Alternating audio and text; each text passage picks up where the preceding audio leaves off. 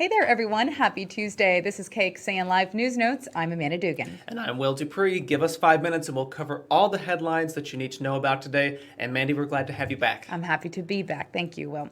All right, so of course it was a busy weekend up in Cedar Park, and we now know the Texas Rangers are leading the investigation into a nearly 18-hour standoff between Cedar Park police and a man who shot 3 officers and held his family hostage. The suspect's name is Joseph Taylor. He's 26 years old, and he is facing 6 charges of aggravated assault and kidnapping. Police say he also shot 3 officers. Their names are Nick Anderson, Chris Hester, and Jacqueline Keelis. A bullet grazed Officer Hester's head, and another hit Officer Keelis in her bulletproof vest.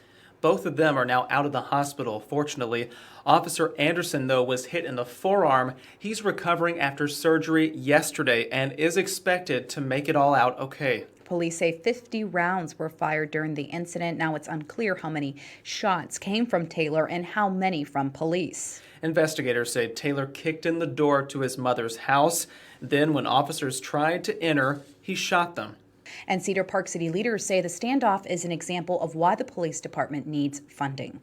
The city's mayor says Cedar Park will not take any money from the police. Instead, the city is adding about $500,000 into that department's budget. Over and over, when we talk to our residents, even when we do formal surveying of our residents, the number one priority to them is that they be safe and that they feel safe.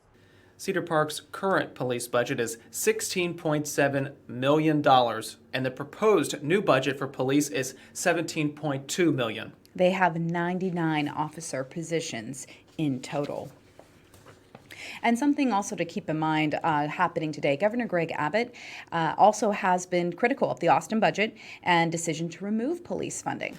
Yeah, at noon today, he is expected to announce some sort of police funding proposal from Fort Worth. And we are going to, of course, carry that for you on KXAN and on KXAN.com.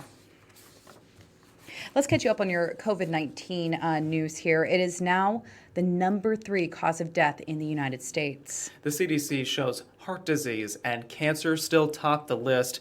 However, since March, more than 173,000 Americans have now died. Here in Texas, the state surpassed 10,000 coronavirus cases and reported another 2,700 new cases. Active cases in Central Texas are still going up. As of yesterday, 5,019 people were now battling the disease. Now on Sunday, that number was up to near 6,000. And it is a special week for a lot of school districts. Today is the first day back to school for many local students. And though I know the classroom is looking a lot different and the whole learning experience is still worth celebrating. Yeah, so different for everybody there. It's the first day of virtual learning for school districts in Bastrop, Dripping Springs, Hutto, and Mason. Yeah, welcome back, students. So today was supposed to be Austin ISD's first day of school. That is now happening on September 8th. Instead, today, teachers at Austin ISD are starting their official first day back on the job, preparing for online classes. My husband is a high school teacher, and today his meeting started. So he, in a way, shape, or form, is kind of back in school already. That's right. Let's leave you with something really fun here. A local high school student's passion for cooking is now helping people who are struggling financially due to the pandemic. This is such a cool story. 15-year-old Jennifer Fang is a junior at St. Michael's Catholic Academy. She created Nuts So Sweet, and that's an organic granola company. Wow, 80% of the profits, get this, go to Austin Disaster Relief Network. That helps support families affected by the COVID-19 pandemic. I know that, especially my parents, providing me with the private education throughout almost all my life. And I think that I get that privilege and I should be doing something to help out other people. Jennifer says she's considering adding more products over time.